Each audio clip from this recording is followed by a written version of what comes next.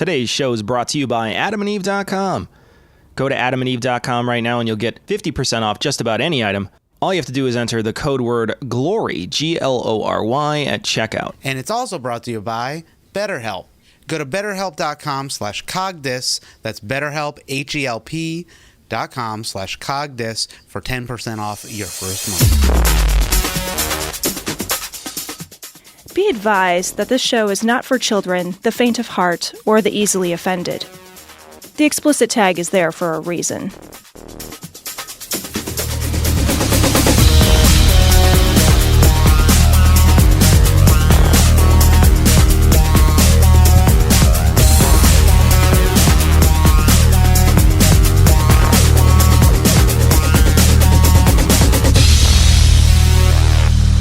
Recording live from Glory Hole Studios in Chicago and beyond. This is Cognitive Dissonance. Every episode we blast anyone who gets in our way. We bring critical thinking, skepticism, and irreverence to any topic that makes the news, makes it big, or makes us mad. It's skeptical, it's political, and there is no welcome mat. This is episode 594 of Cognitive. We are creeping up, buddy. Yeah, getting close. Getting awfully close. Huge 600th episode. Tom, this week I wanted to talk to you about something. So this last week I was a weekend and I was reading the news like I do every day. Yeah, you know, like I know you do too. You just read the news, and I spend about a half an hour to 45 minutes every day just looking at the news. And I was reading the news, and a story came up, and the headline read something like, and it was from Rolling Stone, right? So it's from what I think is a reputable organization. 700,000 copy distribution on Rolling Stone. They have done some good journalism, and they have journalism, people who clearly get paid to be journalists. These aren't like, I'm not putting in time to submit a blog post. You know what I mean? Like this is a company that hires journalists. So the post was waiting room full of Ivermectin overdoses in Oklahoma can't service gunshot victims. Something along those lines, yeah. And I thought it was funny. It made me laugh. The first thing I was like, oh, that's actually really funny. Like, it's a funny line. The way the way it was written, it was funny. And so I thought, I'll just make a quick joke about it. And so I took a picture of it. I didn't want to post the story. To be honest, the reason why I do that is so that more people can see it. Because the way Facebook works, if you post a link, most of the time nobody sees it. Right. But if you post a picture of the story and then a link to the story or whatever, then people see it. The more people see it. And I'm like, oh, it'll be funny. So I want to make a joke and I want people to hear it. I don't want to make a joke to myself because I already thought it was funny. Right. So why make a joke to an audience of one? So I posted it on Facebook. And I basically said, like, this is the most American headline I've ever seen or something like that. And hilariously, another guy who I follow, this James Fell guy, posted pretty much the exact same thing that I did. Really? Like 4 hours later. That's really great. Pretty much the exact same thing. Like, Siri, tell me what the most American thing you can imagine. And he posted this thing. Okay. Anyway. All right. So later that day, somebody comes on my podcast, on my Facebook feed, and this is another podcaster, she pipes in and says, just so you know, that story's fake. Oh. And I said, fake? And so I go back to the story. And now, instead of the story itself, the beginning of the whole story is 2 full paragraphs in italics that explains that a doctor claimed this, but the doctor hasn't worked for the company, this hospital, for a while. And Rolling Stone never bothered to even pick up the phone to call the hospital to find out. They didn't vet their source. And I was actually very upset by this because like unlike what we talk about where when you're just fucking with your Facebook feed and you're like, oh man, what's that? I'll share this. I essentially did what we do in the show. I found a story outside of Facebook world. Right. I was looking for news at the time. Right. My mind was set on looking at news. I read the story fully before I posted it. You had a trustworthy source. I did all the things that I would normally do for this show. Right. And even making a joke about it and then posting it, right? So I make a joke and I share it. Right. Just like I did on this show. So I essentially did the show for one tiny moment. And what happened is immediately it got fucking, within a day. I mean, it was within a day it was called out that the Rolling Stone went back on it.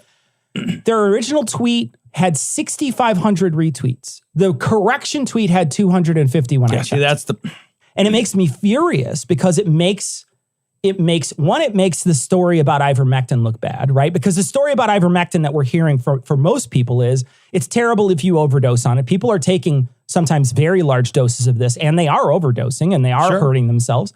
They're taking it prophylactically instead of getting a vaccine. Some people are taking it after they get COVID and getting, still that's doing nothing because it's not proven as an effective COVID cure. Yep. So there's and they're spreading a message too to other people that there is a treatment that is effective for COVID. Yeah. When in fact, this is not one of the effective treatments for COVID. Right. So they're in addition to the harm they're doing to themselves, they're damaging an overall narrative that just perpetuates other people getting sicker and sicker. Yeah. So you're right. And so there's all these problems with the harm of that. But it's so frustrating that a source of journalism that you would hope would be somebody who would be, and I know I'm probably going to get a message from somebody. First, I'm probably going to get a couple messages. One will probably be something like, oh, come on, you believe that?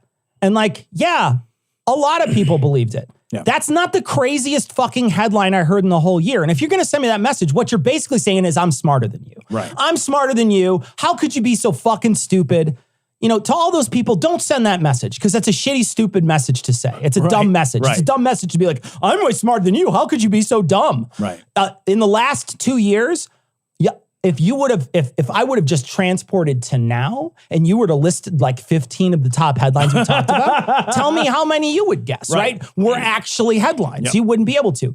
That's one thing. But also, I understand there's also this idea too that it's not just what's implied in that headline is it's not just ivermectin overdoses. It's also these hospitals are full of COVID people. Well, right. That's why that headline would sound believable, right? Is that there are, in city after city, the reports coming in are that ICU beds are getting more and more scarce. Yeah. That these hospitals are filling to a level of capacity that is daunting the system and creating real problems again. And there are parts of this country where they're beginning to ration care. You and I were talking before the show.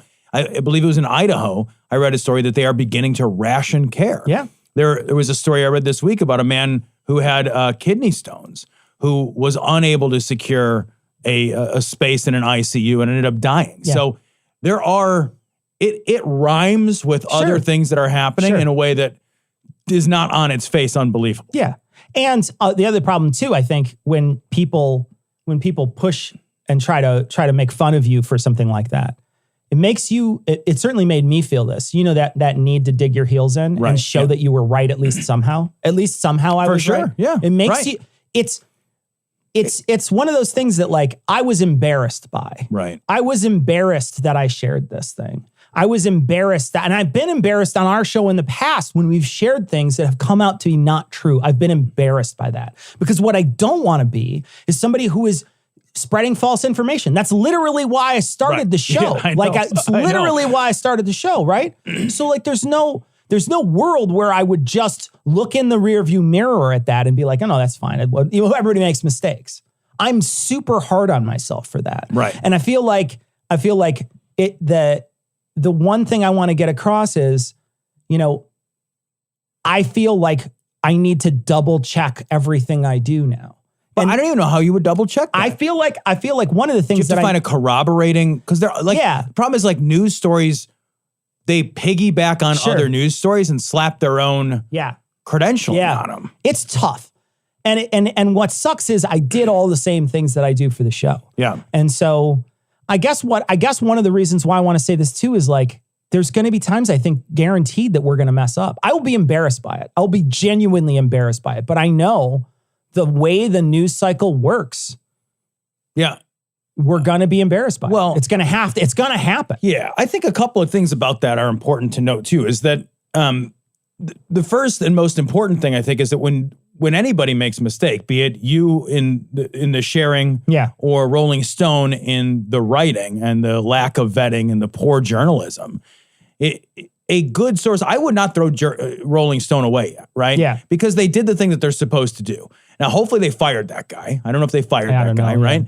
But they retracted it. They did not double down. Yeah. When you look at notoriously unreliable sources of news like Epoch Times, Newsmax. Yeah. They double down. When things are shown to be wrong, they'll eliminate it, right? They'll just delete it off their website rather than try to like retract it and say, hey, we got these things wrong. This is how it happened. These corrections are important. I know I have made mistakes. I do a lot of the sourcing of the stories for this show, and you and I have sat together and you've been like, this actually turns out not to be true. Yeah. Hey, having somebody else in your corner that's trustworthy, that's intellectually honest, that can bounce things back and forth with you, I think is an important part of being a good news consumer at this point. You know? I think you're right. If we're all trying to do it 100% ourselves, we will all make some mistakes. Yeah. We will. Yeah. The system is rigged against us in that regard because the system is rigged to create information designed to be shared. Create a buzz. Yeah. And I do think, and I was thinking about this because I did see your correction on Facebook, and then I typed a response. I deleted it because I didn't want it to sound the wrong way. I was thinking about this, like maybe we should stop reading and sharing shares. You know what I mean? Like maybe that is a bad way for us to get and give news. And so long as the incentive, and I know that I'm not going to reach enough people to make a difference on the show, but like, so long as the incentive for journalism is to create shares, to create buzz, to have that viral movement, that disincentivizes careful journalism. It just does by its nature. Yeah. And I wonder if as consumers, we can't boycott that process. And just say, I am going to remove myself from that process because I don't think that it, at least for myself, I've been thinking about this a little bit over the last couple of days. I don't know that like comports with my values. Sure. So it's like, some people don't buy meat because it doesn't comport with their values. Yeah. And I wonder if that's part of the problem is that the information ecosystem is designed to be voluminous first and accurate second. Sure. And I think you're right. I think especially when it comes to those headlines. Yeah. It's impossible to consume news nowadays without some sort of clickbaity headline. Yeah. All of it has clickbaity headlines. And then you get into the story and sometimes you're completely shocked. You're like, well, that doesn't really feel like, it feels like you picked the most salacious part of this to get me in here. And it's really kind of milk toast when I get in. It. Yeah. But I've noticed that a lot, right? But those stories don't get shared. It's the ones that, really, I think sort of skirt that truth that just like with this, it skirted the truth. And the way it was also worded, I will say the way the headline was worded probably should have given me some pause anyway, because it says doctor says. And what I should have been like, well, what the fuck? Who's the doctor and why? And I should have paused a little bit. It's my fault too. You know what? That's a lesson to learn. And I wouldn't think about that, but I think as a rule of thumb, it might be wise to say, okay, well, any headline that relies in its writing on hearsay, probably is not something I want to trust. Yeah, wait until it gets corroborated. Right. Yeah. It also occurs to me that, the social media companies that have the incentive to create that buzz. When you said like the original had, what do you say, like 6,500 retweets. It was only on Twitter, I saw. So. And a couple of hundred retweets on the correction. Yeah. It would be a matter of, if the goal of social media companies was to, at least in part, be a partner in truth, right? They would be really easy to say, oh, you shared this one time? I'm going to put a notification to the correction in your notifications bar. Any story that then later is retracted or has a correction, I should get a notification. Oh, you know what? All of a sudden, I can reach the same number of people or many of those same people who right? shared it at least. But I think it's intentional that stuff doesn't exist. For sure. Right? For sure. Structurally, we could create technological elements that pull that information back and allow for some kind of correction to the machine. Yeah. But it's not, the goal is the goal of churn. Sure. They want ad revenue. Right. They want ad revenue and they're happy to get it. The one thing too that I noticed was a lot of people that when I posted this, after I posted this, a bunch of people posted and commented on it and said, I didn't go back to that story. Thank you for posting this. Yeah. And I wouldn't have gone back to that story if someone hadn't notified me of that. And that's the problem with those corrections. Like, I wonder if like, There's got to be some, better way to get it. If I click on a story, like fucking Facebook and Flipboard, they all know I clicked on it. Fucking A. So why can't they send me a notification? Yeah. I'll get knife fucking ads for the rest of my life because I looked up knives on my phone. Exactly. You know, and so the same thing. It's like, you know what I clicked on, asshole. Yep. You know? They could just tell you. Yeah. Yeah. But anyway. Can surveillance ever work for us? I know, it never works for us. Come, get Snowden on this.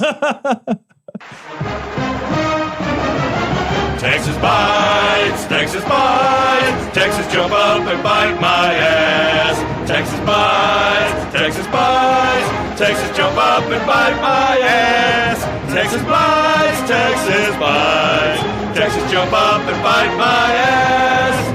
P-I-T-E-A-S-S, Texas jump up and bite my ass. Texas sucks. So this story comes from NPR.org. Fact check, Texas Governor Greg Abbott's misleading remarks on the state's abortion law. So I watched the video and listened to exactly what he said. And it's fucking awful. Cecil, do you want to just play it? Yeah, let's just because play the video. I want to make sure that we don't pull this monstrous bullshit out of context. Governor, regarding the heartbeat film, why force a rape or incest victim to carry a pregnancy to term? It doesn't require that at all because obviously it provides at least 6 weeks for a person to be able to get an abortion. And so for one, it doesn't provide that. That said, however, let's make something very clear. Rape is a crime, and Texas will work tirelessly to make sure that we eliminate all rapists from the streets of Texas by aggressively going out and arresting them and prosecuting them and getting them off the streets. Why did he wait till now, Tom? Yeah, Cecil. Why did he wait till now?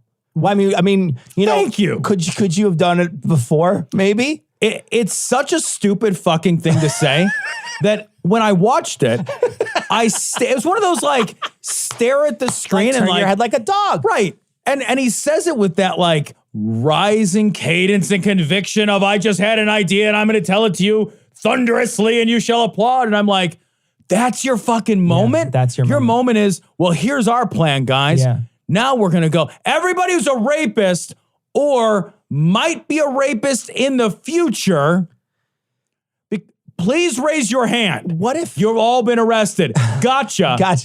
Sorry, this is the Minority Report. Report. Now Tom Cruise comes walking out behind him. Sorry, you're all going to have to go with me. A bunch of bald albino ladies in a pool said you were going to rape somebody next year. They all had this weird fever dream together, and they said, you're going to rape somebody next year. I have to kill you before you do it. Wow. Oh, you got 6 weeks. Yeah, too. 6 weeks. Well, that's what I was going to mention was, what if your dad is the one who's raping you and you can't get to the place in time? What? And then when you do finally go get the abortion and you know, because it's like you're in your first trimester at the end of it, and Billy down the street sees it, and then he sues the abortion, the place that was going to take care of it for you. Right. Because he can't sue you, right? He can't sue the woman. Yep. No. And I don't know if he can sue the dad who raped her or not. Well, yeah, if he helps her get the abortion, he can. But let's say she's getting it without his consent, right? Then she goes there. They can sue the Uber driver. They can sue the guy who opened the door, the guy who put her in the wheelchair to bring her in. They could sue the company, the charity that she wound up getting the money from. They could sue the doctor, the fucking parking lot where they had to park. They could sue all kinds of different everybody. people. And so this is so it disincentivizes not the person going to get the abortion. Do I have to explain this to a governor? No, you don't. It disincentivizes the people giving the abortions to give abortions. Literally, he doesn't believe this either, right? Because it's not like nobody's ever explained to him. Look, if I get raped on, if somebody gets raped on Monday, January the 1st, they cannot go out Monday, January the 1st and take a pregnancy test and find out they're pregnant. Sure, yeah. So the clock has not started the day that you were raped. Yeah. You don't have 6 weeks. If you had 6 weeks, you would have 6 weeks from the event to make your decision and find a provider or make your appointments. It's also not like you show up to Planned Parenthood and you're like, oh, I'd like an abortion today. It's an appointment like any other doctor's office. Yeah. You go, you make an appointment, you come back for that appointment when the appointment is taking place. That's in a normal world where things work. I don't know how it is in Texas now, there is no. But if you get fucking raped on Monday, January the 1st, you don't have 6 weeks. you can't even take a pregnancy test that's going to show you're pregnant for a couple of weeks. Yeah. And you might not miss, and you're processing this fucking horrible traumatic event. It might not even fucking occur to you. You might not have access to, or money or there's a million reasons why you don't actually have a 6-week time span. Right. And AOC took him to task on this. Yeah, I want to read this really quick. This is her tweet. She said, if Governor Abbott is anti-rape as he claims, why doesn't he just lead the Texas state legislature to pass a law for $10,000 bounties on people who engage in or aid sexual assault? Or is he opposed because that's slippery slope vigilantism where men could be unjustly targeted? There's a video too of her being like, I don't think he understands how biology works. Yeah. You don't have 6 weeks. That's fucking insane. Well, and she said that too. She said, most women, they wind up skipping because they wind up missing their period because of a multitude of reasons or nothing at all. Right. Yep. And that happens. That just happens. And so like the idea that you're gonna measure it off of that anyway, if you're gonna be so fucking precise as to fucking sue somebody on how long it was, 6 weeks, if that's your hard deadline, you need a better system than the current system we have, which is, going off the last period. Yeah. There is no way to know with complete scientific surety. Right.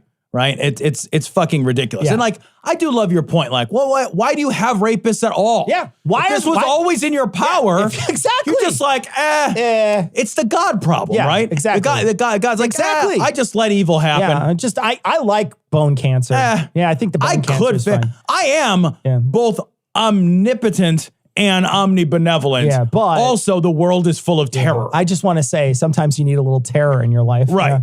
Yeah, no, it's such a shitty thing to say, but the worst part is all those mouth-breathing shitheads behind him that clap. Clapping. They clap. They just you're going to get all the rapists. Oh, good. Get all the ones that haven't raped yet, but might rape tomorrow. Exactly. Yeah, get them as soon as they're born. Get them all. Get the... Hello? Mrs. Over?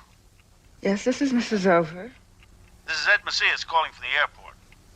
There's some trouble on your husband's flight. We don't know how serious it is yet, but Steve McCroskey thought you'd want to get down here right away. Yes, I'll be right down. I've got to go to the airport. You can let yourself out the back door. There's juice in the refrigerator.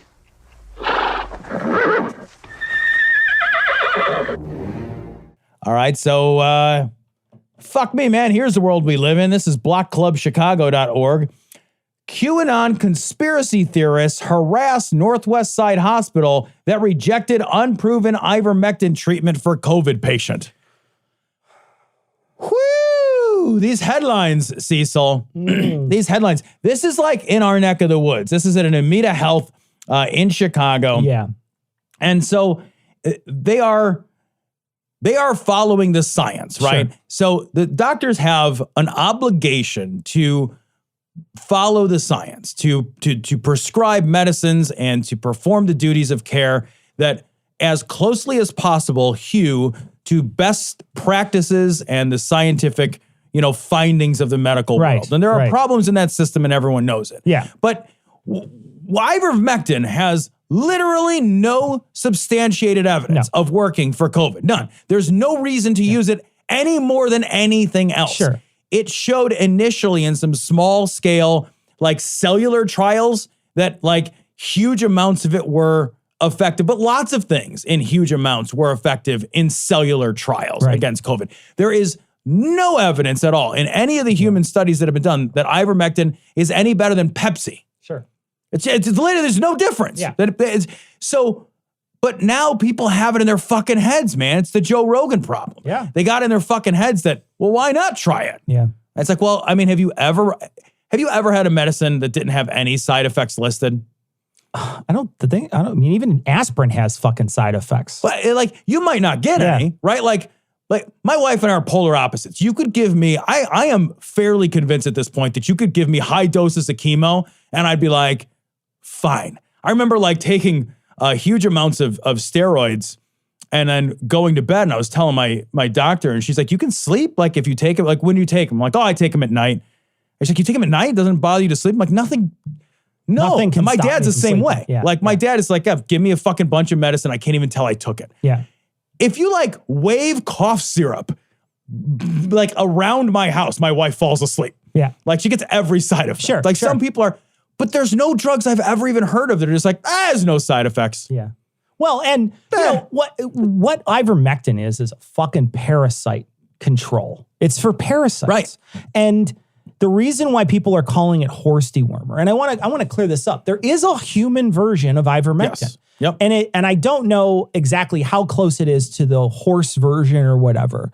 But the reason why people are going to the fucking horse barn or farm and fleet or the fucking whatever, Big R or whatever they're going to, the reason why they're doing that is because they can't get a real prescription to it. Merck is the company that has a prescription for human doses and human drugs. I have no idea how close the human and the animal is, but I read several things where there were several doctors saying you should never, ever take animal drugs, period. Because animal drugs are not controlled in the same way the human drugs are controlled. Yeah. We don't pay as much attention to those drugs. Well, think about like, you've got cats, I've got cats, I've had dogs. Like if you look at cat and dog food, it says not fit for human consumption. Yeah. They take, even in the high quality stuff, a lot of times, they take all the bits and bobs that, you know, we didn't pass muster for people to eat, and they grind them up and feed them to our animals and our pets and stuff. Yeah.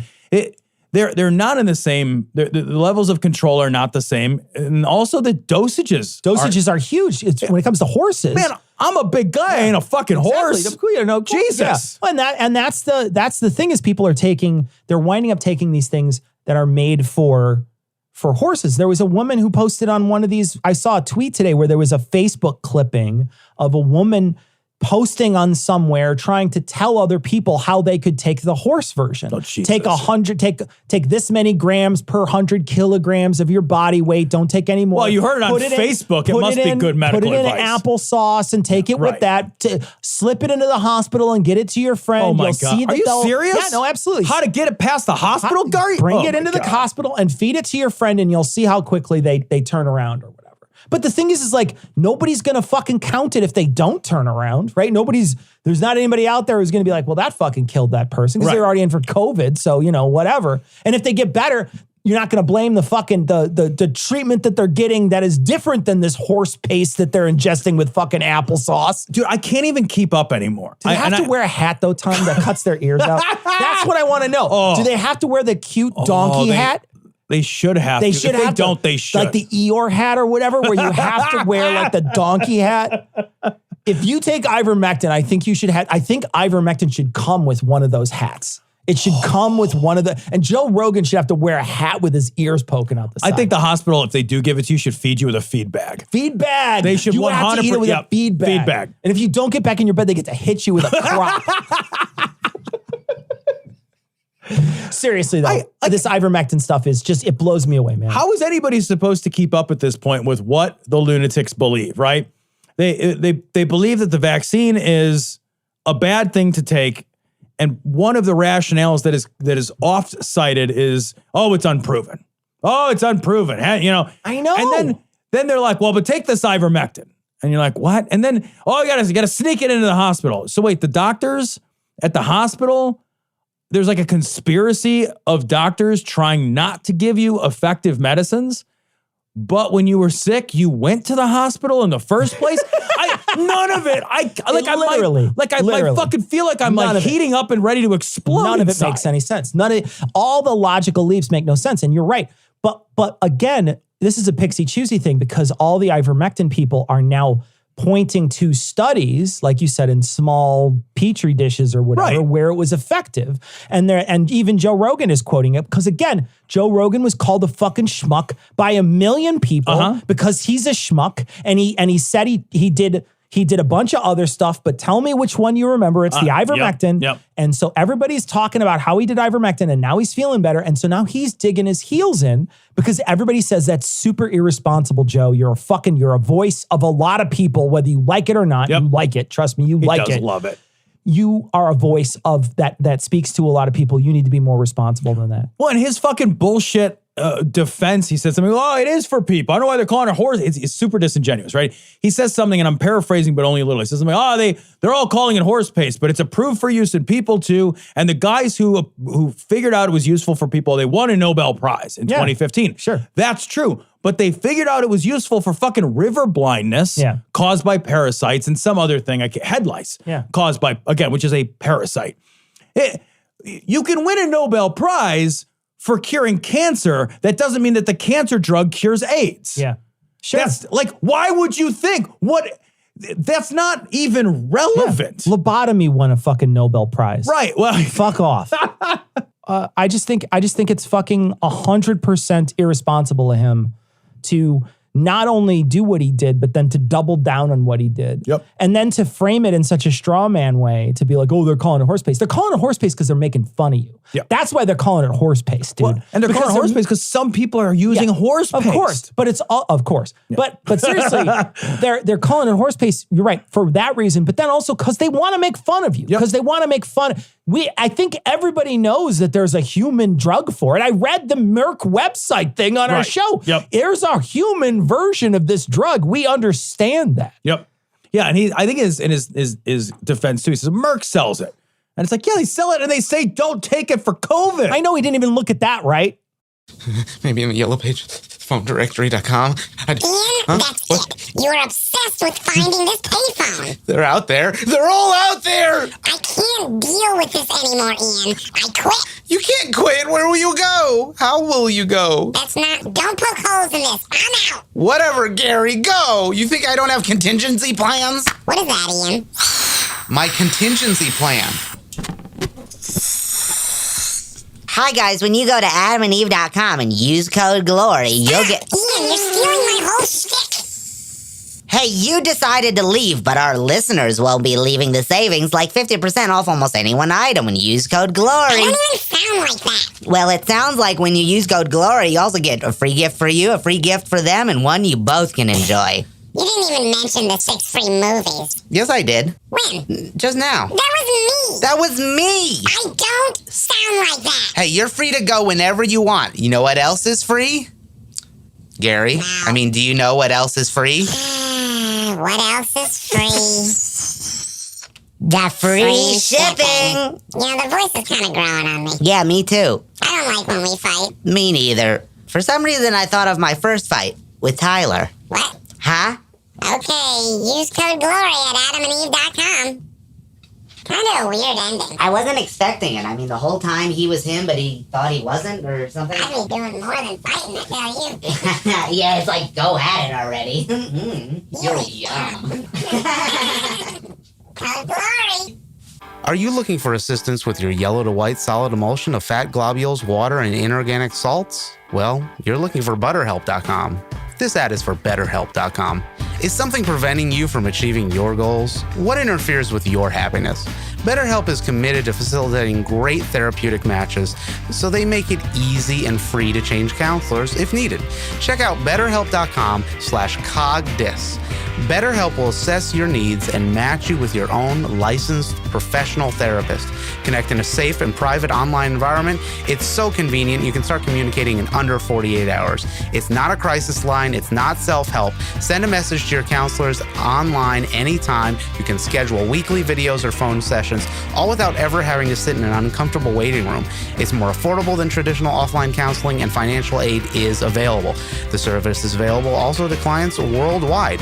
Find the particular expertise you need online. Don't limit yourself to the counselors located near you. Licensed professional counselors who are specialized in depression, stress, anxiety, relationships, sleeping, trauma, anger, family conflicts, LGBT matters, grief, self-esteem, issues with locating an active payphone in your area. I did not approve this version of the ad, Gary! Anything you share is confidential, convenient, professional, and affordable. We want you to start living a happier life today. As a listener, you'll get 10% off your first month by visiting our sponsor at BetterHelp.com/cogdis. Join over 1 million people who have taken charge of their mental health. Again, that's BetterHelp, HELP.com/cogdis. Oh, yeah. Yeah. Yeah. What does that look like to you? Is the bear? Is the guy? It seems more of a game warden thing to me. Well, it's illegal, Burton. I know that. Hello down there. Are you okay? Excuse me. There. There, fucker! Oh, geez. This story is actually from Fox News. 3 Vermont state troopers resign after scheming to create fraudulent COVID-19 vaccination cards. And the reason I grabbed this story, Cecil, is I am concerned. This just caught my attention. I've seen a couple of stories about fraudulent COVID vaccination cards.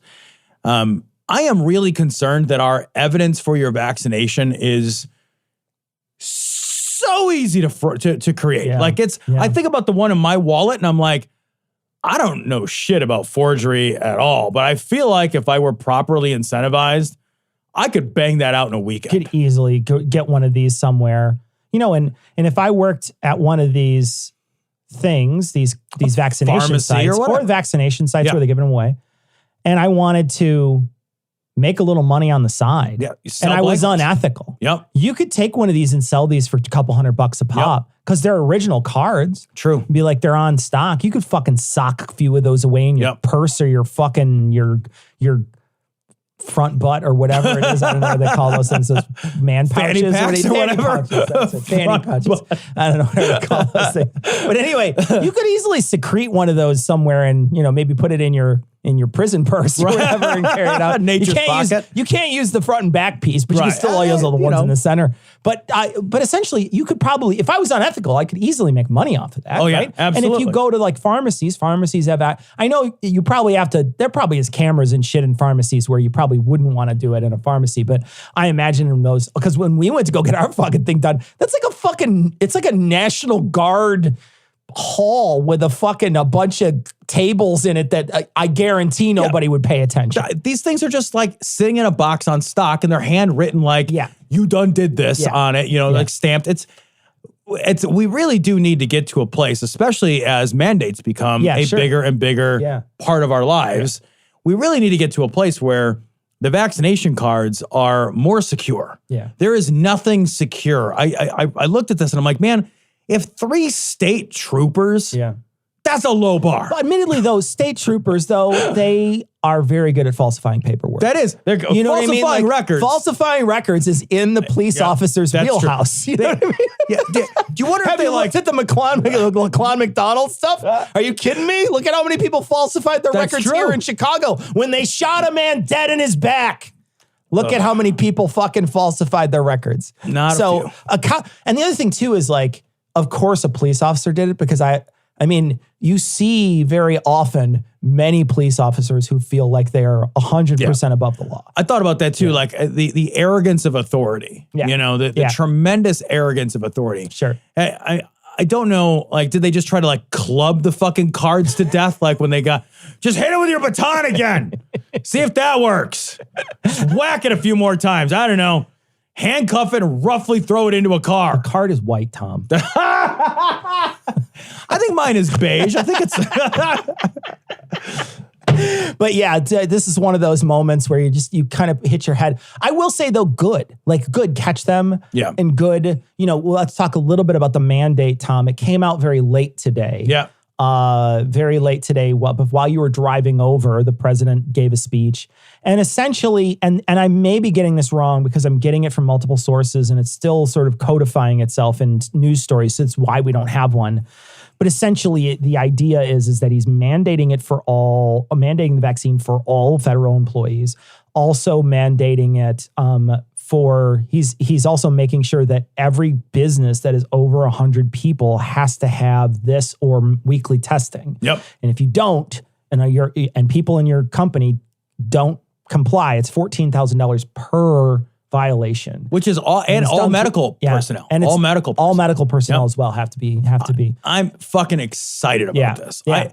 I do like one of the quotes, and I was just looking at an article earlier when we were eating dinner, but one of the quotes, I'll paraphrase a little bit, Biden said, like, we tried to be patient, we are running out of patience. Yeah. And I mean, I think, the thing is, like, numerically, man, most of us are vaccinated. Sure. We are now in the most category. Yeah.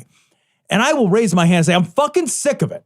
I am sick to death of the unvaccinated dipshits dragging this on for everyone. Yeah. It's mean. Yeah. It's stupid. And at some point, you have to take control back from people who cannot exercise self-control themselves. You know, if I get a DUI, the first one I get in trouble for, but by the second or third one, I don't get to drive anymore. Yeah. Right? I think I don't know how many strikes. I've never had one, but like, I know that's the rule. The richer you are, the more strikes you get. The more strikes you get. The more strikes you get. That's a genuine true thing.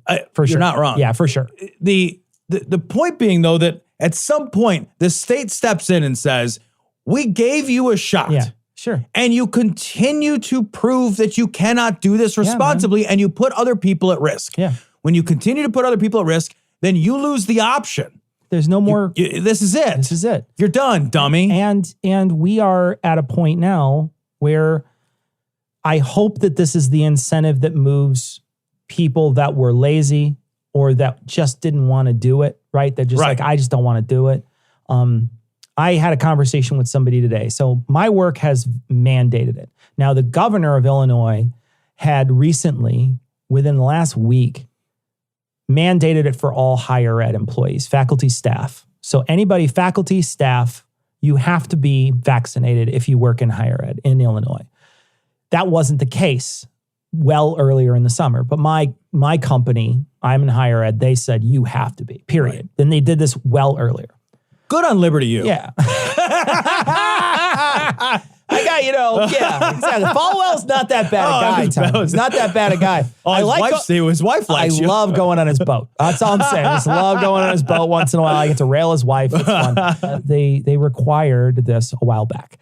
And someone sent me a message today that I work with, and they said, can you talk to me for 5 minutes? And I said, sure, no problem. And so I jump on a call with them, and they said, hey, so-and-so said you got the Johnson & Johnson. And this is the only person in our division who's a holdout. I found out yesterday that this person is a holdout and they haven't gotten a vaccination yet. And the person said to me, hey, I heard you got the Johnson & Johnson.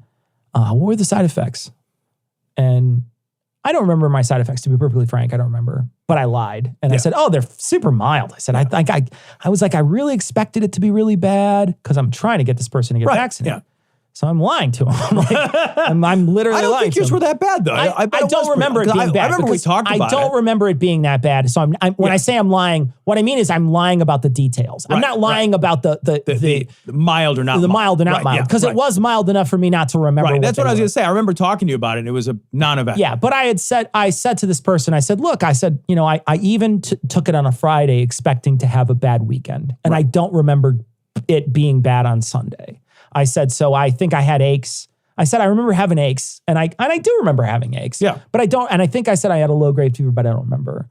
And then the person said, oh, okay, that's cool. I just been putting it off. And then they started listing all the anecdotes on why they don't want to get it. Right. And their anecdotes are, my sister got vaccinated a couple years ago and she wound up getting very, very sick. She had a vaccine injury from a different vaccine, something completely different. And she was fucked up for 6 months. And there's this and then this and this and this. There's all these reasons, right?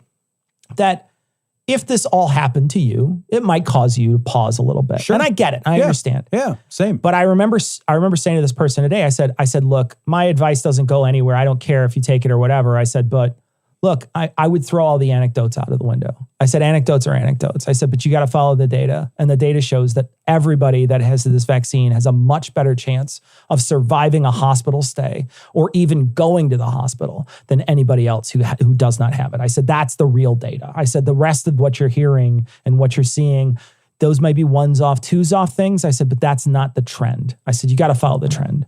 And the person at the end of the call said, because they're going to get fired if they don't take it. Right. I mean, they're going to get fired. They're literally losing their job. Their boss spent a time on the phone with them to try to convince them to get this thing. And then they told them, get the Johnson and maybe get the Johnson & Johnson. The funny thing is the person can't even find a Johnson & Johnson now because they're harder to find. Harder to get. Yeah. They're harder to find right. now. But in any case, do they want that one because they're worried about the mRNA? I think so. Technology? That's why they're doing it. And I even said that to him. I said, you know what? The mRNA. I said, if it worries you, the Johnson & Johnson is more traditional vaccine. I said, so you should be, if that bothers you, that could be something that. And I'm not going to get into a fight with the person. Right. I just want him to get vaccinated. I don't care how it works. Nope. And so what I did today was did my very best to try to convince somebody who was vaccine hesitant to get a vaccine. And I think I did. Did you? And so I hope that they're going to try to get vaccinated. That's one person. Yeah, it's great because this is the power of a mandate, right? It's your conversation plus the pressure. Yeah. Right? Those two things in combination with one another, because I bet you wouldn't have even had that conversation. No, not at all. The she pressure was pushed to talk to me because of the Johnson & Johnson was the suggestion of her boss. Right. So, and they said, do you know anybody who had it? Yeah. Cecil's had it. We have to do this. We have to make people put their money where their fucking mouth is. Yeah. And it is going to force people's hands. They're going to be upset about it. And at the end of the day, I will say, I fucking admire Biden for doing this because this is a politically difficult thing for a president to do. I think he might be a one-term president. I think he doesn't give a fuck. I agree with you. I think he's going to be a one-term president. When I look at the big shit, I think he's just like, look, I'm fucking old. Yeah. I think he's going to be a one-term president. And I'll be perfectly frank, I think he's kind of salt in the earth for a Democrat. I think it's going to be real tough for a Democrat to win the office after him because of the hard decisions he's making. Yeah. I don't think you're wrong. I think if he gets this $3.5 trillion infrastructure bill passed, I think if he gets the pandemic under control and then he's like, all right, that's it. I'm out. I'm not even running again. That's just, I kind of think like a president probably shouldn't be able to run twice. I've been thinking about this more and more. You know what? Term limit's one. Yeah. Do it right the first time. Don't take your whole first fucking go at it as essentially a campaign speech for your second go at it. That's what it is. That's what it is. Everybody gets one because I think the incentive then would be to do it really well. Yeah. And you get one shot at making your legacy. Sure. That's it. Yeah. I bet that would change everybody's mind on it. You watching this at home, worship me. I command you, become my willing thralls and live eternally. That's all for this edition of the People's Court. Oh, the sweet sublime feeling of complete obedience to your evil master. Come, serve me, the Prince of Darkness. I command it. Serve me. Let's go. Wait 1 second. Obey me. Remember.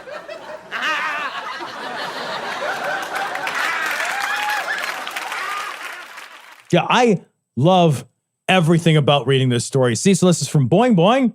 I did find it several other places, though.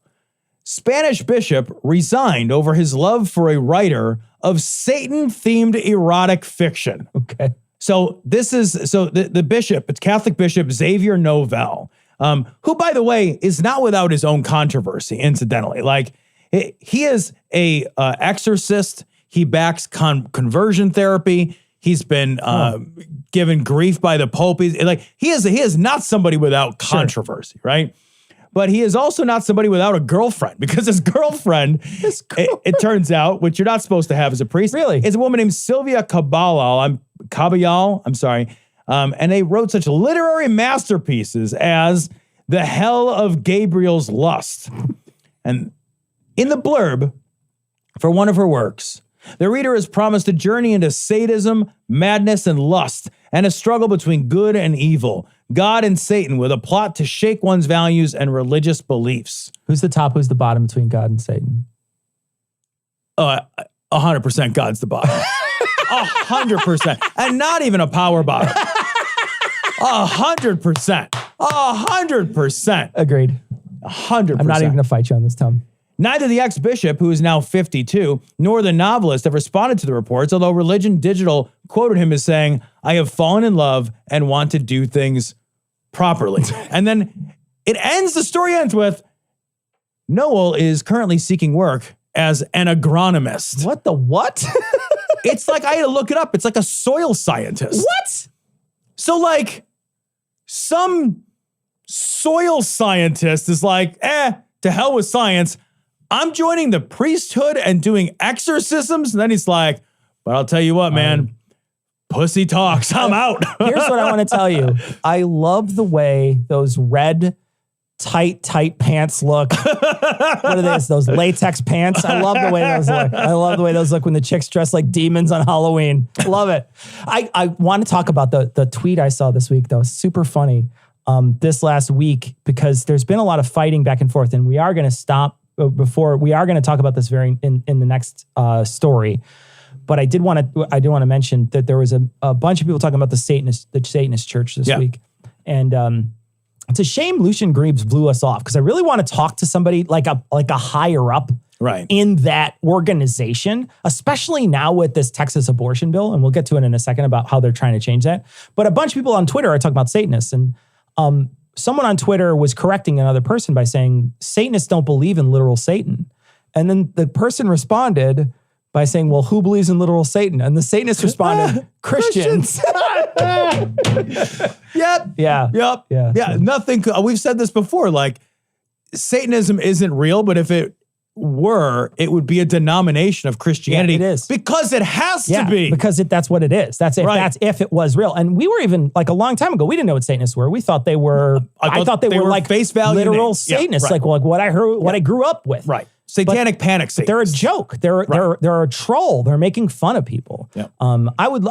I don't want just like a person who's like a Satanist. I don't want to do that. But I want to find somebody who's in charge of like a branch, or I want somebody a lawyer on the activist or something. side. Yeah. I want to talk to somebody like that. Right. So we'll have to find somebody. I'm just excited to see my Lord and Savior Baphomet represented in such glorious Italian stone. I do hope his eyes gaze upon me, and that my allegiance is recognized.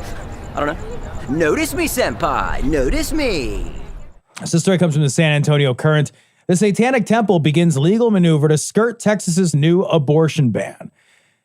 So, incidentally, the Satanic Temple is a recognized religious organization by the IRS. They are So the government, and that's so smart of them, because that means that they are viewed by the government as a legitimate religious or philosophical organization. Yeah. So they have established that. And that then gives them the cover to do this kind of trolling, but it's more than trolling, it's activism. It is. It is activism. Sometimes it's poking, but the poking always has a deeper, more foundational activist It really element. does, especially when they go after, I love it when they go to places where they've hung up the 10 Commandments and they ask for a Baal statue to be put up somewhere.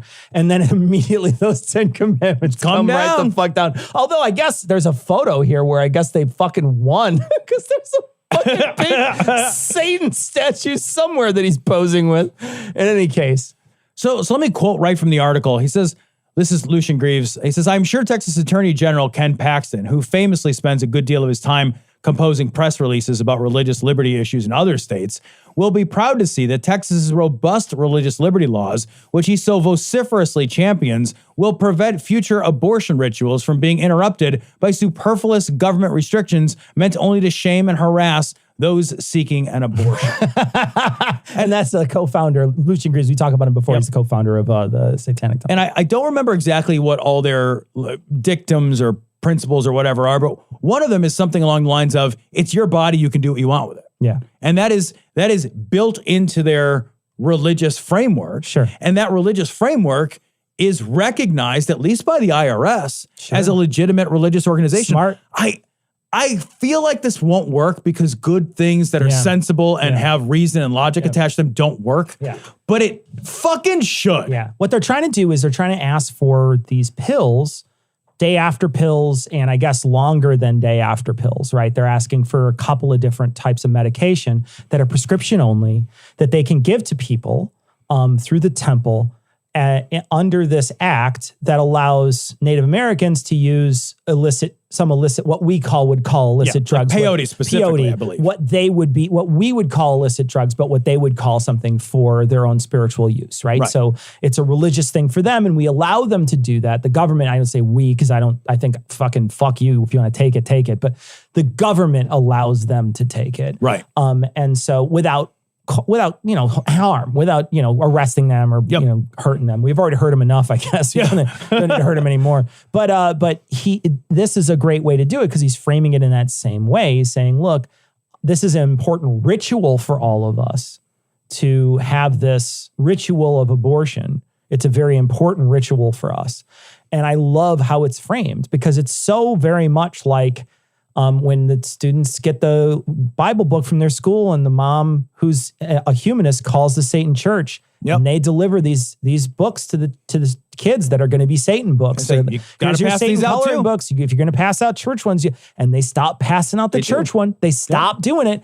And so in every place where they go, they either have to acquiesce to their terms and hand out a Satan book or build a Satan statue, or they back the fuck up. Yep. And these people are great at playing chicken. They do it all the time. They just play chicken with all these people, and they're just like, I ain't fucking flinching. I never fucking flinch. I want you to give us the ability to give out abortion medication. That's what I want. What's beautiful about this is it requires these assholes to say out loud what is always lurking in the background. Exactly. Yeah. And the show me your hypocrisy. Exactly. Show it to me. Show it to me or go lay down. Yeah. Those are your two options. That's it. And it's such a brilliant thing. I really do love it. And, there's been so many headlines this week that basically say, like, this could be one of the ways this falls is through this. I saw like 5 or 6 headlines. And I don't know how. That this might actually have legs. That this might have legs. Oh, that would be amazing. I saw 5 or 6. I don't know how deep like how law talky these people are. Yeah. Because they could be just people who are like, that makes sense to me. I love this. Yeah. So, whatever. What I want most is for the Texas abortion ban, SB 8, to be overturned. And I want that to be overturned as soon as humanly possible. So whatever does that fastest is what I want. But if that can be this, I want that extra most. Sure. I want it to too. win this way. I want it to win this way too, where they have to overturn it because they're like, fuck it, we're not going to do that. Yeah. We're not going to go there.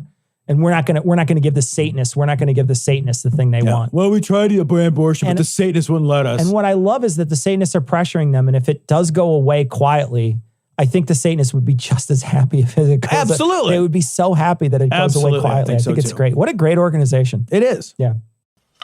A loopy line for the spiral. A square. Then the thinking chair. Arms. Back. Seat, legs. There, our handy dandy notebook. So, Tom, this week on our book club, we're reading Demon Haunted World. This week we read the chapter on the distinction between true and false visions. This is chapter 8 in the book. Relatively short chapter. Chapter starts out sort of talking about the environment that we're in dictates whether or not stories of supernatural visions are treated skeptically or not. So the environment is the thing that really handles that. And even in an environment nowadays that really does shun stories of supernatural visitation, not paranormal visitation, though, at least in his time, but supernatural, it sort of pushed that away. Even in those places, we are still okay with not thinking as skeptically about hypnosis. And he goes in through a long piece about false memories planted and how hypnosis pulls these things out of people. Yep. And how hypnosis has shown many, many times that it's the person telling the story is implanting this in them. It's not the people remembering it. Yet for some reason we still think it's a thing that is good and that we should pay attention to. Doesn't hypnosis just seem like a weird defect of the mind? Yeah. Like it just seems like a party trick that your mind can do. Yeah. And like there are still people who think, oh man, hypnosis, that's how you get to the truth. And it's like, that's like partly truth. It's like a 7-year-old's truth, you know, where it's all fucking mixed up. It's like truth when you're drunk. Yeah. It's truth and it's exaggeration and it's like weird connections between things. It's dream truth, man. Yeah. I have no idea why people still hold on to the idea that hypnosis has any value as anything other than like in terms of getting to truth. Sure. As a parlor trick. It's a silly, weird defect of your brain. Yeah, yeah. It's like a blind spot. Yeah. It's like a weird blind spot that people have. Some people, not everybody even has it. It feels like the cognitive, look what I can do. Yeah. Yeah. So then he talks about false memories for a while, and then he also talks about history again. This is great because there's a lot of great history in this book. There's really a lot of great history in this book.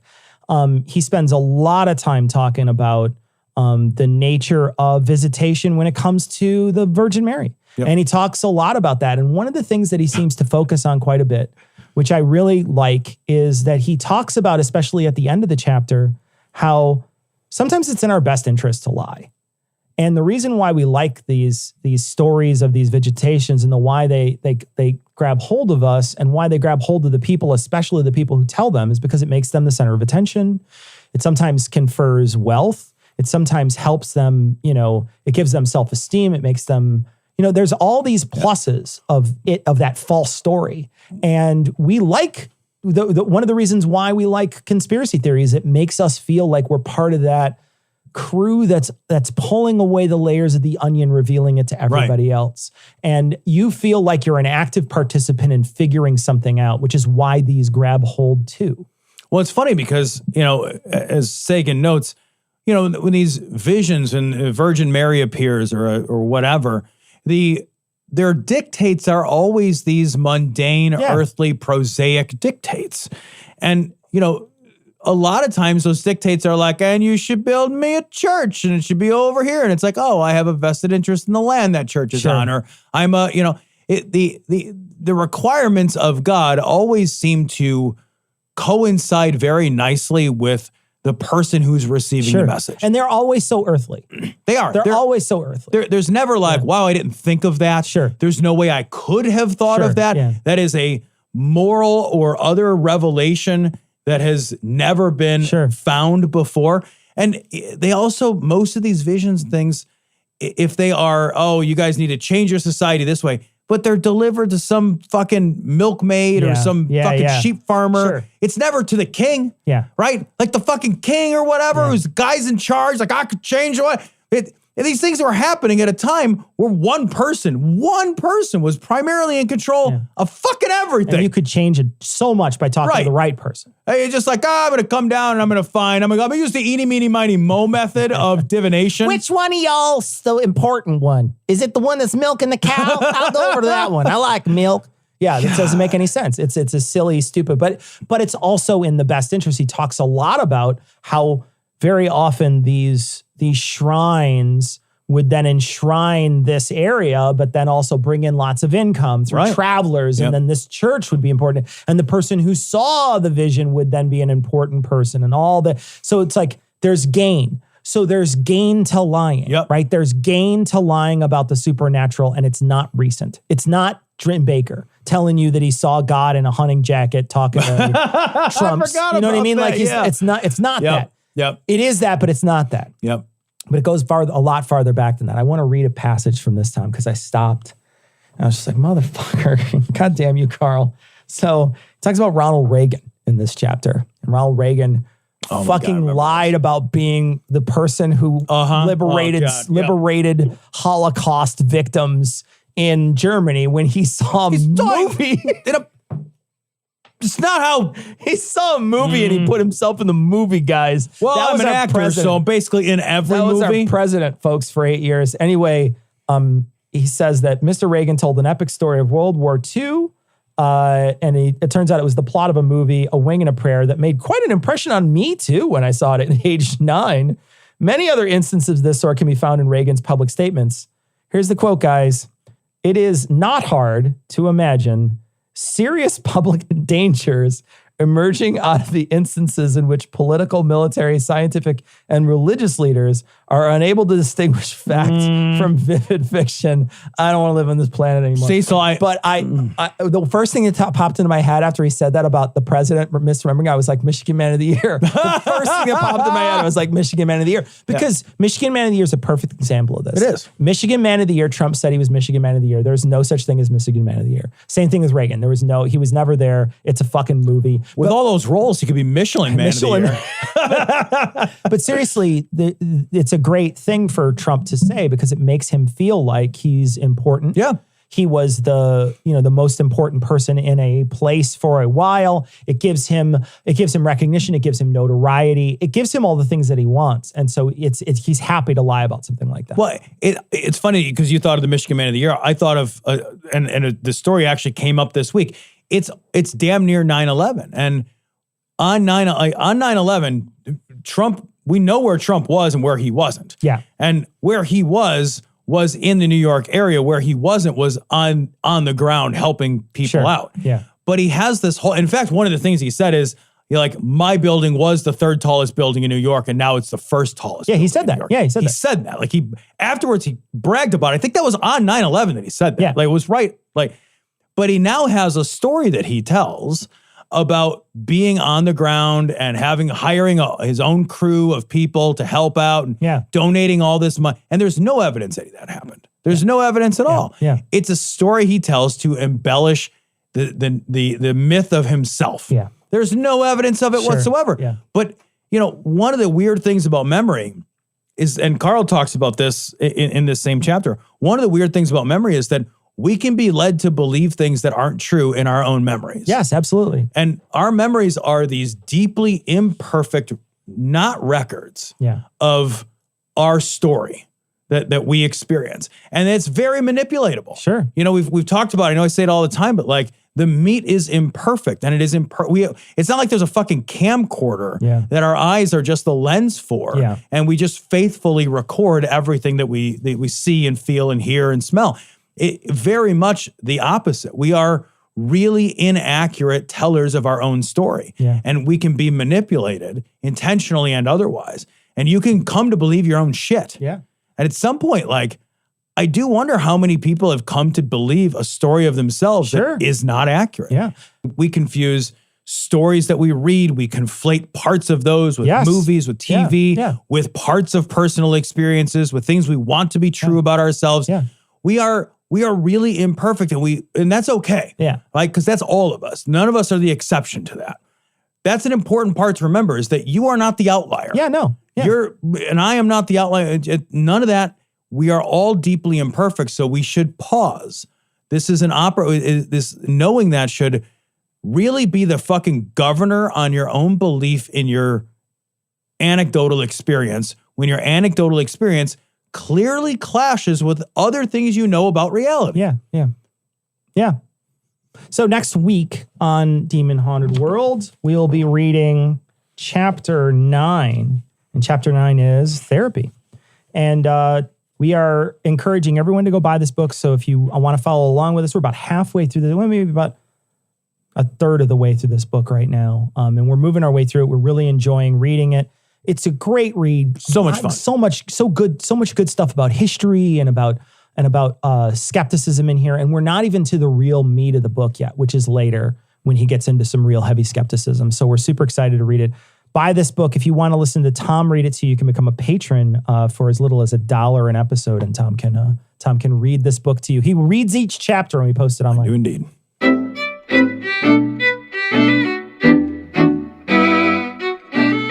So I'd like to thank our patrons. Of course, we'd like to thank all our patrons, but we'd like to thank our newest patrons, Kyle, Matthew, Prudence Snoodle, Don't Ask My Name, That Zeke Guy, Teresa, Wild Matt, Karen, Nathan, and Musk. And the people who up their pledges, Craig, thank you very much for your generous donations. And if I mispronounce your name, like I said last week, you can up your pledge, and make sure you phonetically spell it out. There you go. Up your pledge, and that way I can say it correctly. We got a message. This is from Michael. Michael said, well, I totally agree that SB 8 is primarily squashing women's rights. I think we're failing to mention the other aspect of the abortion laws. They're designed to keep poor people poor, like every other law that screws around with the access to healthcare. And that's very true. They are made to not only discriminate massively against women and keep women out of the workforce. Yep. It's also made to keep so that a lot of those houses can't be 2-income houses, or, are very difficult to get out of poverty. And then it's also specifically, the single mom thing, when a woman becomes a single mom, it makes life a lot harder. Much, much more difficult. And so it's sometimes that's a very often when abortion isn't easily, freely available, you seem to have a lot of single moms. Yeah, I really do think that broadly our lack of political will to expand our social safety net is in large part based on keeping those class distinctions where they're at. Exactly. Just keep the status quo. You know what? You know who's not going to compete with me for fucking jobs and schooling? 100%. This entire class of people. 100%. If I disenfranchise them and hold them back from gaining access to the same institutions of power I have. Absolutely. Got a message. This is from Perry, and he sends in 2 images of Papa de Artisan's ice cream. It's a best hole in the wall ice cream. It looks like a glory hole ice cream stand. I want to go here. I want to go there too. I don't know exactly where it is, but Tom and I, maybe once everything starts to calm down, there's a couple places we have to hit. We need to make a road trip. We do. We have to do a road trip. We have to go to Detroit to try Detroit style pizza. That's something we have to try. Yeah. We also have to go to Connecticut, I guess, is the other place where there is supposed to be that it's like baller the pizza best place. pizza ever in Connecticut. We've got to go to. And then, we'll figure out some other places. Do we have to go to like the Ben & Jerry's factory? And or the Ben & Jerry's graveyard we got to go to in Vermont. So there's a couple places we have to hit. We're going to have Cognis road trip eventually. It's happening. One time in the future. Could we rent a giant party bus to do it if in? things ever got to the point where that could be a thing. How fun. God damn it. God, I miss fun. Stupid world. I miss fun so much. I hate the world so much, Tom.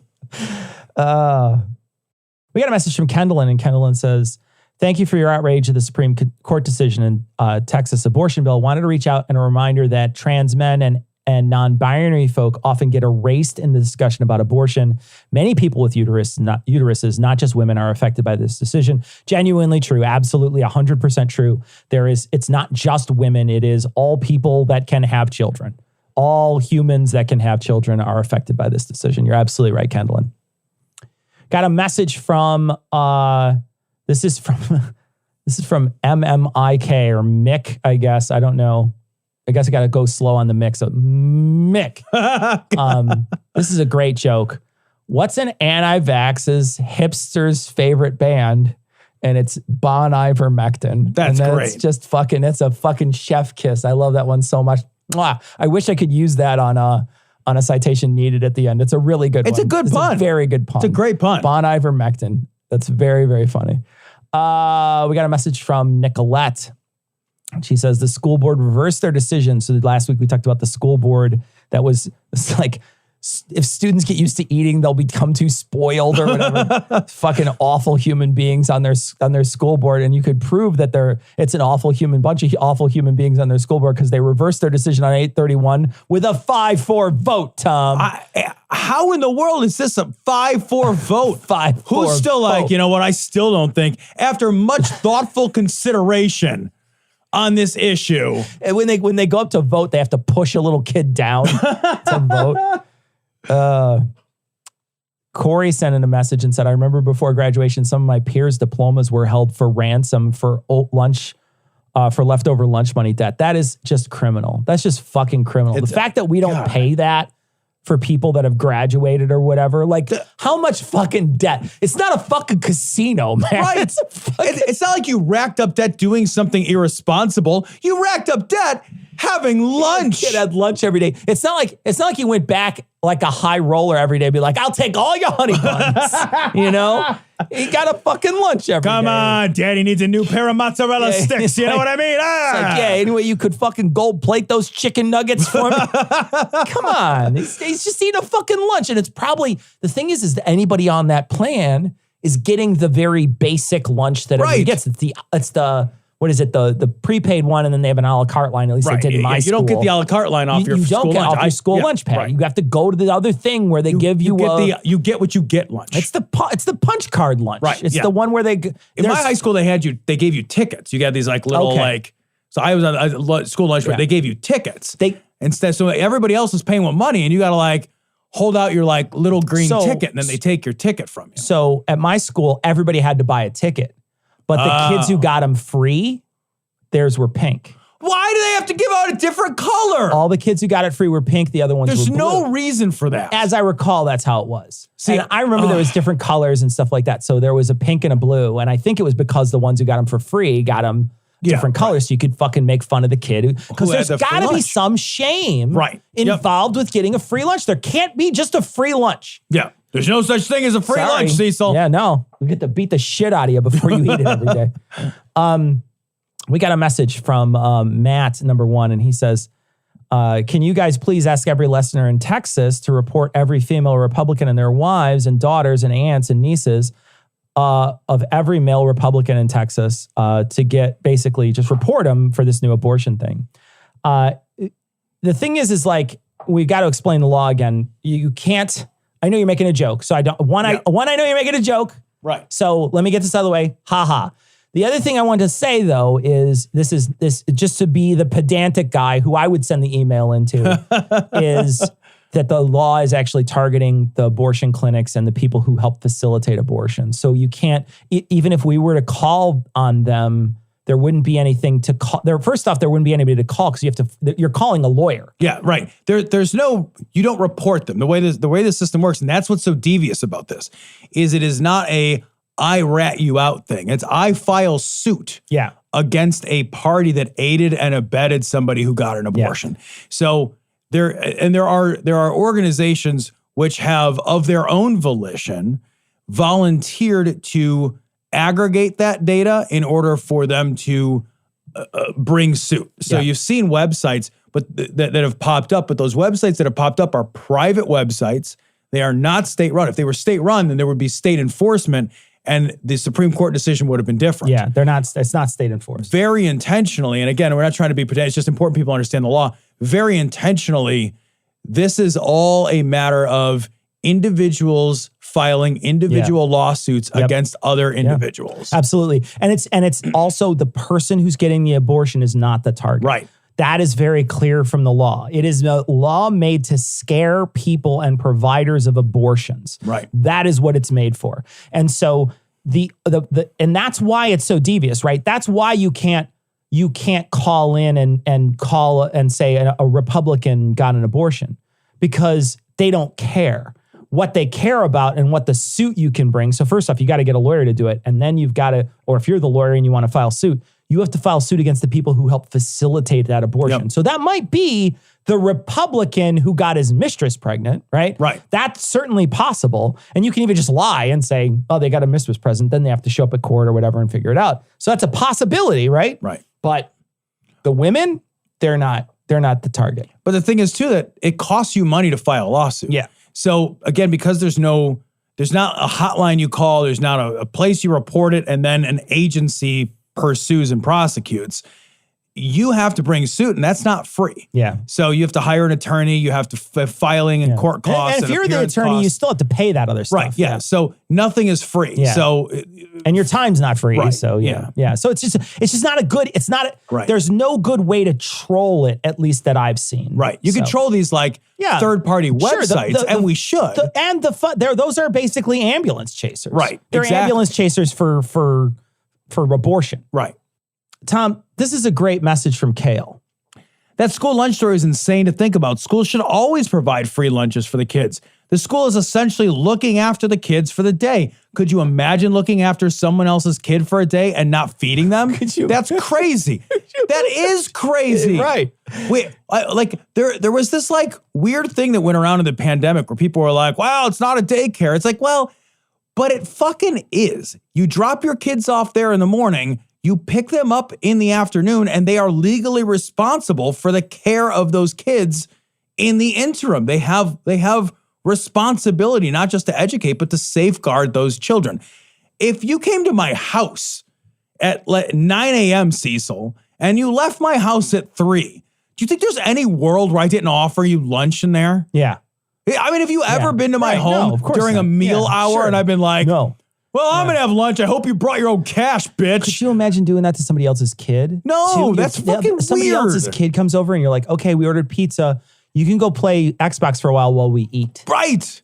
Could you imagine doing that to a child? Did your parents send you with money? Yeah. Did your parents bring, because this fucking pizza cost me money. Pizza's expensive. Get the fuck out of here. We got a message. This is from Sarah, and Sarah says, listening to your latest episode when you discussed the topic of insurance companies refusing to pay for unvaccinated patients. Your stance seemed to be in agreement with the insurance companies that these people don't deserve coverage because of their own stupidity. I had to write and say how surprised I am by this, particularly as you follow the discussion with a segment examining how right-wing media is fueled by spreading anti-vax propaganda, convincing people that vaccine is unsafe and that the risks of coronavirus are overstated.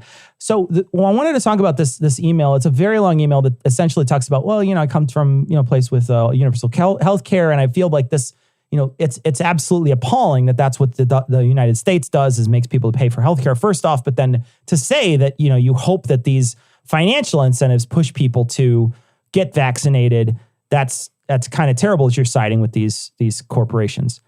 I agree, and I would normally not side with the corporation, but I'm siding with the corporation in the sense like it's the lesser evil. There is, at this point right now, a public good that needs to be done. And the public good is more people need to be vaccinated. And people are unmotivated to do it. And if individuals have to go to personal ruin through their own stupidity, and that pushes more people to do a public good, then I'm gonna, like the movie Pitch Black, where Vin Diesel's the good guy, but he's kind of the bad guy. In this case, the insurance company's the bad guy, but they're still kind of the good guy because they're forcing people to do something that is for public health reasons. Yeah, and I guess I would echo that a little similarly, but maybe add, because we have the system we have, which I do not support and wholeheartedly wish it was different, but we've got what we've got. And the insurance system does provide us a mechanism to create financial incentives. And to have a shitty system and to live with it, and then to have this one opportunity where that system might actually work in the favor of public health rather than what it usually does, which is to work contrary to public health. Like, yeah, fuck it, man. I'm in with the devil on this one. Yeah. Just this one time, because it will save lives. Yeah, it will save lives. The net result. It's a trolley problem. Yeah, you're 100% right, Todd. It's exactly a trolley problem, and its net result is sort of a way for us to save more lives. Because if it pushes these people to do this and get these vaccinations, it's going to save lives. Because it's not just one pebble in a pond. There's huge ripples that are caused by even one case of COVID. Absolutely. Yep. We got a message from Greg, and Greg says, while being anti-women surely plays a large part in bills such as this, that's overly simplistic. The Texas House seems to have 5 women. All of them voted for the bill. No Republicans voted against the bill, and only 1 Democrat voted for it. So your argument, if I understand your argument is basically, if a woman votes for it, it can't technically be 100% anti-women, and that's just not true. Yeah, the thinking there is just inaccurate. There are lots of times where people vote against their best interests or against the best interests of a demographic that they do belong to. That happens all the time. There's a variety of reasons why that might happen. Somebody in Congress, and I don't want to speak for these women, I don't know anything about them or their motivations, but I can guess maybe politically and for their job, it is not a good thing to be the lone 5 outliers amongst the cast of Republicans if you want to get reelected, for example. Sure. So that could play into it. This bill also doesn't affect really affluent women. Right. If you're wealthy, you don't even have to be wealthy. If you're solidly middle class, you can probably drive out of Texas. Yeah. And go get. So these women are almost assuredly exempt from the most egregious harms on an individual personal level. They probably have career aspirations that voting with all of their peers would propel them to do, right? I mean, they're in this position and they're Republicans. They're probably past the birthing age. Right. That's very, very likely as well. Yeah. And also there has been a narrative which has been spun around abortion, which has been spun around this idea of saving babies. And it's a bullshit idea, but there are people who believe that idea. Right? Sure. I can sell you the wrong thing. I can sell you something for the wrong reasons. Yeah. And get you to buy it for the wrong reasons. It doesn't mean that my motivation has ever changed. Yeah. It's just that if it's more expedient for me to get you to believe it one way rather than the other, I'm going to use that. For sure. We got a message from Asymmetra, and they said, I just had a thought. If people are going to rely on God to protect them against the coronavirus, why can't they rely on God to protect them from the vaccine? That's great. That's such a great line. I love that so much. Got a message from Aaron, and Aaron sends in an image, and it's a welcome to Texas sign. You're just going to have to go to our show notes to check it out. You'll have to go to our show notes, which is episode 594. We got a message from, this is from Skip. And Skip says, in regards to 592, the brief discussion at the end when you're reviewing your CCL, it's a CCL here. It's a concealed carry license. I don't know what it is. Their concealed pistol license. Is that what that CPL is in Michigan? Yeah, maybe. It says, my wife and I renewed our Michigan CPL last summer, and all we had to do was fill out a form online and state that we reviewed a multi-page document of do's and don'ts. Oh, God. And then claim we fired our guns within the last 6 months. You don't have to fire it good, Tom. You just have to fire it. God, you got to love that. Why even have a license? Super fucking amazing, let me tell you. Oh, gosh. All right. So, that's going to wrap it up for this week. We'll be back next week. Come check us out on live stream. We did a live stream tonight. So if you want to see that live stream, you can go check it out on YouTube and on Twitch. I think there's some problems with the internet. Comcast sucks. We'll figure it out by next week. But we'll be back next week, 9 p.m. Central. Check us out, Twitch, Facebook, and YouTube. And in the meantime, go to those places and like us and subscribe and all that stuff. That's going to wrap it up for this week. We're going to leave you like we always do with Skeptic's Creed. Credulity is not a virtue. It's fortune cookie cutter, mommy issue, hypno-Babylon bullshit. Couched in scientician, double bubble, toil and trouble, pseudo quasi-alternative, acupunctuating, pressurized, stereogram, pyramidal, free energy healing, water downward spiral, brain deadpan, sales pitch, late night info docutainment. Leo, Pisces, cancer cures, detox, reflex, foot massage, death and towers, tarot cards, psychic healing, crystal balls, Bigfoot, Yeti, aliens, churches, mosques and synagogues, temples, dragons, giant worms, Atlantis, dolphins, truthers, birthers, witches, wizards, vaccine nuts, shaman healers, evangelists, conspiracy, doublespeak, stigmata, nonsense. Expose your sides. Thrust your hands, bloody, evidential, conclusive. Doubt even this.